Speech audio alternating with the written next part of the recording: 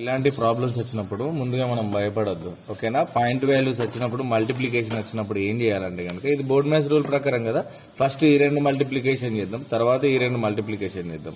చూడండి, 0.2 ఉంది కదా, ఓన్లీ 2 రాసుకోండి, అది పాయింట్ తీసేసి. తర్వాత ఇదేమవుతుంది, 0.2 ఉంది కదా, మళ్ళీ ఓన్లీ 2 రాసుకోండి. 2 2 జా 4.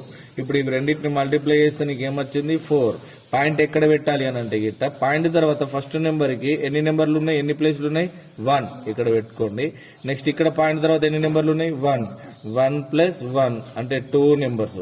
అంటే ఆల్రెడీ ఒక నెంబర్ ఉంది కాబట్టి బిఫోర్ నెంబర్ లేదు కాబట్టి ఆ ప్లేస్ అన్నట్టు. ఇప్పుడు ఏం చేయాలి, ఇప్పుడు రెండు ప్లేస్లు అయినాయా, ఇక్కడ 2 వచ్చింది కాబట్టి ఇక్కడ పాయింట్ పెట్టుకొని, ఇప్పుడు ఇది 0.2 × 0.2 అంటే ఎంత, 0.04 ప్లస్ ఇక్కడ మళ్ళీ సేమ్ 202 తర్వాత 002.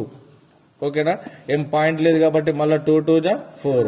ఇక్కడ కూడా 4 వచ్చింది కానీ పాయింట్ ఎక్కడ పెట్టాలి, ఇక్కడ పాయింట్ తర్వాత ఎన్ని నెంబర్లు ఉన్నాయి, 1 అంటే 1 ప్లేస్ ఉంది, ఇక్కడ 1. ఓకేనా, నెక్స్ట్ ఇక్కడ పాయింట్ తర్వాత ఎన్ని నెంబర్లు ఉన్నాయి అంటే ఎన్ని ప్లేస్లు ఉన్నాయి, 2. సో 1 + 2 ఎంత, 3. ఇక్కడ 3 ప్లేసెస్ అంటే 1 2 3 అంటే ఇక్కడ ఏం లేదు కాబట్టి 0 పెట్టుకోవాలి. ఇప్పుడు ఏమవుతుంది, 0.004 బై 0.004. ఇక్కడ ఇవి రెండు సారీ 44.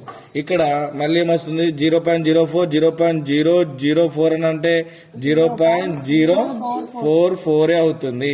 ఇక్కడ 0.044. ఇక్కడ చూడండి ఈక్వల్గా ఉన్నాయి కాబట్టి కట్ అవుతుంది, 1 అవుతుంది. ఓకే.